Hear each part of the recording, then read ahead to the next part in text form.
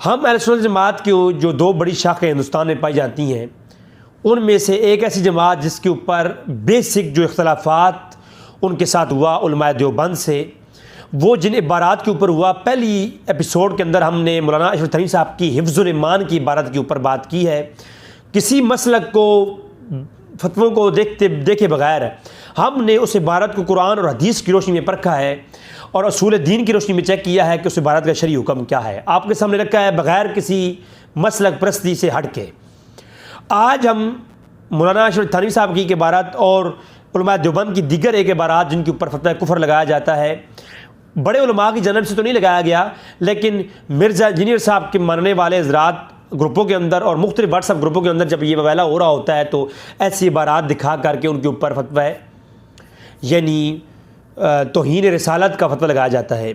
بلکہ آپ web site پہ جا کر کے جب لکھیں علماء دیوبند کی کفری عبارات، تو اس میں سے وہ جو 4-5 عبارات ہیں ان کے علاوہ بھی کچھ عبارات لگائی ہوئی ہیں جو کہ کفریہ نہیں ہیں، ان کو بعض نارمل محققین نے، واٹس ایپ اور فیس بک کے محققین نے کفریہ بنا دیا ہے۔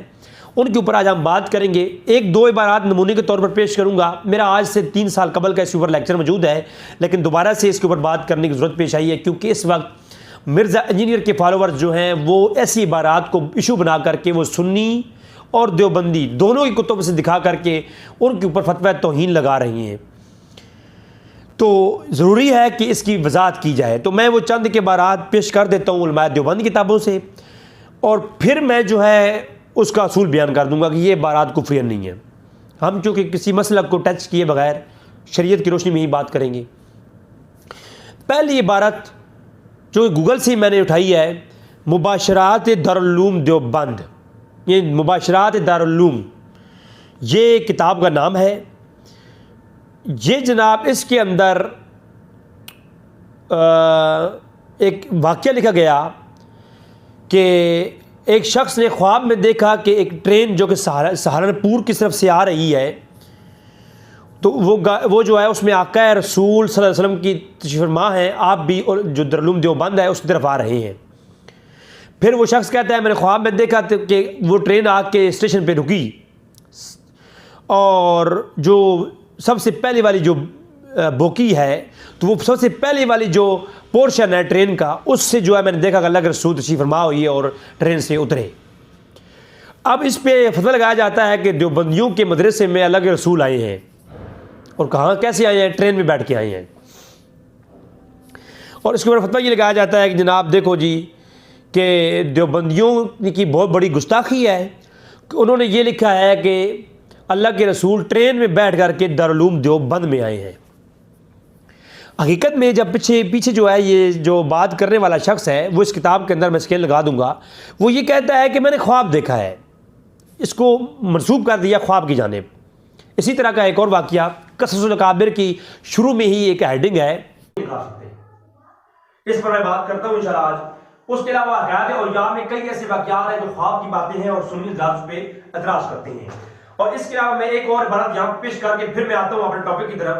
یہ ہے کتاب قصص الاکابر اشرف تھانوی صاحب کی، اور اس کے اوپر آپ دیکھیں 500 سے زیادہ اللہ والوں کی واقعات موجود ہیں۔ اپنی سنی کتابیں بھری پڑی ہیں ایسی خوابوں سے، اگر ان پہ ہم گستاخانہ فتوے لگائیں گے تو ہمارے اکابرین تو بچتے ہی کوئی نہیں ہے۔ اب آپ دیکھیں ادھر، یہ ہے میرے پاس قصص الاکابر، اس کا صفحہ ہے 30، صفحہ 30 پہ لکھا ہوا ہے کہ ایک خواب کی تعبیر۔ فرمایا کہ ایک شخص مولانا عبدالعزیز صاحب کے پاس روتے ہوئے آیا، فرمایا کیا بات ہے؟ تو انہوں نے کہا کہ میں نے خواب دیکھا ہے کہ مجھے اندیشہ ہے کہ میرا ایمان نہ جاتا رہے۔ جس نے خواب دیکھا ہے وہ خود پریشان ہے کہ مجھے اندیشہ ہے کہ کہیں میرا ایمان نہ جائے۔ کہا کہ حضرت صاحب نے فرمایا، یعنی اشرف علی تھانوی صاحب نے یا مولانا شاہ عبدالعزیز محدث دہلوی صاحب نے فرمایا کہ بیان کرو۔ تو ان صاحب نے کہا کہ میں نے دیکھا ہے قرآن مجید پر پیشاب کر رہا ہوں، نعوذ باللہ۔ تو حضرت صاحب نے فرمایا یہ تو بہت اچھا خواب ہے، تمہارے ہاں لڑکا پیدا ہو کہ ایک خواب، اس کے اندر یہ خواب ہے کہ ایک شخص آیا مولانا تھانوی صاحب کے پاس اور کہا کہ مولانا صاحب میں نے خواب دیکھا ہے کہ میں قرآن پہ نعوذ باللہ پیشاب کر رہا ہوں۔ اب بہت برا خواب ہے یہ، اور وہ پریشان بھی تھا، جو شخص آیا وہ خود پریشان بھی ہے۔ آگر تھانوی صاحب کو بتایا، تھانوی صاحب نے بتایا کہ تمہارے خواب کی تعبیر یہ ہے، تمہارا بچہ پیدا ہوگا، تعبیر بتا دی۔ اب اس کے اوپر بھی فتویٰ لگایا جاتا ہے کہ دیکھو جی قرآن پر پیشاب کر رہی، کتنی بری بات ہے۔ حقیقت یہ ہے کہ یہ بھی منسوب کس چیز کے ساتھ ہے؟ یہ بھی خوابوں کے ساتھ منسوب ہے۔ اب اگر خوابوں کے ساتھ منسوب چیزوں پر فتوے لگائے جائیں تو اس اہل سنت کی کتابوں میں اور ائمہ محدثین اور فقہاء کی کتابیں ایسے خوابوں سے بھری پڑی ہیں، صوفیاء کی کتابیں ایسے خوابوں سے بھری پڑی ہیں۔ اگر ایسے خوابوں کے اوپر فتوے آئیں تو وہ جو جناب کتابیں ہیں وہ تو جناب وہ ساری کی ساری کتابیں تو ان کے اندر گستاخیاں پھر بن جائیں گی، اور تمام فقہاء ان کے اوپر گستاخ ڈکلیئر ہو جائیں گے۔ یہ جو خواب ہوتا ہے، عالم خواب کے اندر جو بھی معاملہ ہوتا ہے وہ معاف ہے، اس کے اوپر گرفت نہیں ہوتی، شریعت کا اس کے اوپر کوئی بھی حکم جاری نہیں ہوتا۔ بلکہ صحیح بخاری میں حدیث ہے کہ شریعت نے قلم اٹھا لیا ہے سونے والا جب تک سوئے، اور جو حالت سکر میں ہو یعنی مجنون ہو اور نابالغ، تو یعنی نیند میں جو سو رہا ہوتا ہے اس سے شریعت نے قلم اٹھا لیا ہے۔ وہ خواب میں جو مرضی دیکھے، اس پر کوئی پابندی نہیں ہے۔ اسی طرح قرآن اگر جو یہ کہے کہ خواب کا ہی انکار کرے جو، تو مطلق یعنی خواب کا انکار تو کفر ہے، کیونکہ خواب تو یعنی جو یہ کہے خواب آتے نہیں ہیں، خواب کی کوئی حقیقت نہیں ہے، تو یقینی سی بات ہے کہ وہ تو قرآن کریم سے انحراف کر رہا ہے، کیونکہ قرآن کریم میں تو خوابوں کا ذکر ہے، پھر ان کی تعبیروں کا ذکر ہے۔ خواب بھی ہوتا ہے، اس کی تعبیر بھی ہوتی ہے۔ یوسف علیہ السلام کے قدخانوں کے ساتھیوں کا خواب ہے، اور دیگر کئی خواب قرآن کریم میں یوسف علیہ السلام کا وہ چاند ستاروں کو سجدہ کرتے ہوئے وہ خواب سارے وہ موجود ہیں۔ اب ایک خواب آپ قرآن کے اندر دیکھیں تو غیر اللہ کو سجدہ ہو رہا ہے، کتنا برا خواب، شرک، لیکن اس کی تعبیر بالکل اس کے برعکس۔ دوسرا خواب دیکھیے کہ جناب آپ کے جو ہے نا وہ سر پہ کیا ہے، پرندے نوچ رہے ہیں، اس کی تعبیر کیا نکلی کہ جناب اتنا قید پڑے گا اور اتنی خوشحالی آئے گی۔ تو جو خواب ہے اس کے برعکس قرآن اس کی تعبیر بیان کر رہا ہے۔ تو یقینی جو خواب ہوتا ہے اس کے اوپر کوئی فتویٰ نہیں ہوتا۔ اس طرح کے اور خواب بھی ہیں قرآن کریم میں فقط مثال دی ہے، پیش کر دی ہے۔ روایات کے اندر آ جائیں تو جتنے بھی لوگوں نے، دیوبندی بریلوی دونوں حضرات نے جو سوانح امام اعظم حنیفہ لکھی ہیں کتابیں، یہ امام اعظم حنیفہ کی زندگی پر لکھی جانے والی کتابیں، تمام میری نظر میں جتنی بھی میں نے چونکہ پچھلی میری پوری گفتگو ہے 4 گھنٹے کی امام اعظم حنیفہ رحمہ اللہ اور امام بخاری کے آپس میں اختلافات کے اوپر جو میں نے ویڈیوز بنائی، ان کے اندر میں نے یہ واضح کیا تھا کہ امام اعظم حنیفہ رحمہ اللہ کے متعلق جو دیوبندی اور بریلوی حضرات نے ان کی سوانح کی کتابیں لکھی ہیں، ان کے اندر یہ خواب جا بجا ہے کہ امام اعظم حنیفہ رحمہ اللہ نے خواب دیکھا کہ اللہ کے رسول کی قبر مبارک کھلی ہوئی ہے، اور اللہ کے رسول کی جو جسم مبارک کی ہڈیاں ہیں وہ بسیدہ پڑی ہوئی ہیں، اور میں ان کو اکٹھا کر رہا ہوں۔ سراۃً حدیث صحیح کے خلاف خواب دیکھا۔ حدیث میں کیا ہے کہ انبیاء کی قبروں میں انبیاء کے جو جسم ہے وہ سلامت ہیں، ان کو مٹی نہیں کھاتی، جبکہ ابو حنیفہ رحمہ اللہ نے جو خواب دیکھا وہ اس کے برعکس دیکھا، اور خواب دیکھنے کے بعد کوئی پریشان ہو گئے اور چلے گئے امام ابن سیرین کے پاس، جو کہ 70 صحابہ کے شاگرد ہیں، 70 صحابہ کے شاگرد، اور خوابوں کے متعلق دنیا میں سب سے پہلی اور بڑی کتاب لکھنے والے امام ابن سیرین ہیں۔ کتاب الرؤیا کے نام سے ان کی کتاب ہے، خوابوں کے متعلق، ان کی تعبیرات کے متعلق، وہ میری ویب سائٹ رضویبھائی.online.com اور sunnipak.com پہ موجود ہے۔ کتاب الرؤیا رضوی بھائی آن لائن، آپ گوگل میں جا کر لکھیں گے، وہ کتاب کا لنک آپ کے سامنے آ جائے گا۔ تو امام ابن سیرین 70 صحابہ کے شاگرد، سب سے پہلی کتاب خوابوں اور ان کی تعبیروں پر لکھی جانے والی کتاب امام ابن سیرین کی ہے، جو اس وقت ہمارے پاس موجود ہے، اور اس میں برے برے خواب انہوں نے ذکر کیے ہیں۔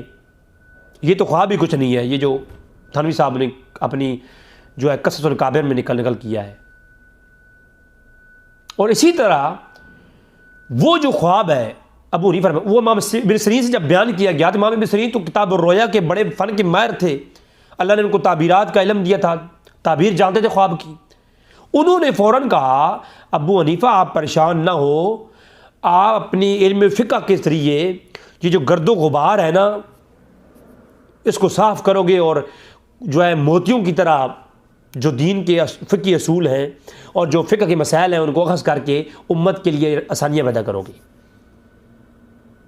اور اس کی تعبیر بھی آپ کے سامنے ہے، پوری دنیا میں سب سے زیادہ جو فقہ حنفی کے جو لوگ ماننے والے ہیں اور وہ اس کو فالو کرنے والے ہیں، اور ائمہ اربعہ میں سب سے بڑا مقام ابو حنیفہ رحمہ اللہ کو یہ حاصل ہے۔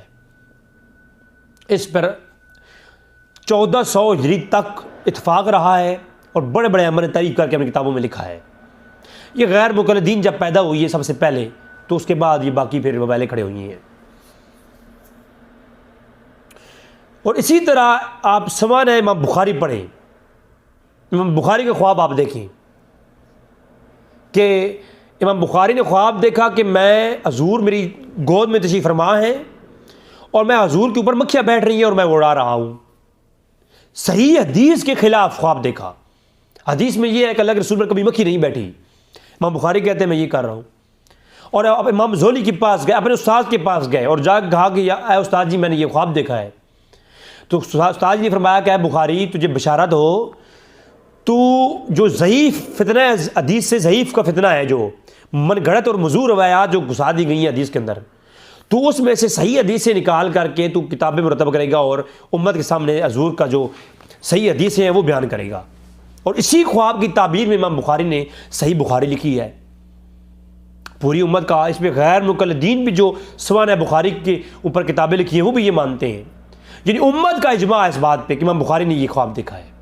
تمام امت میں جتنے لوگ بھی ہیں سب نے یہ نقل کیا ہے، اہل حدیث، وہابی، دیوبندی، بریلوی، سب حضرات نے یہ نقل کیا۔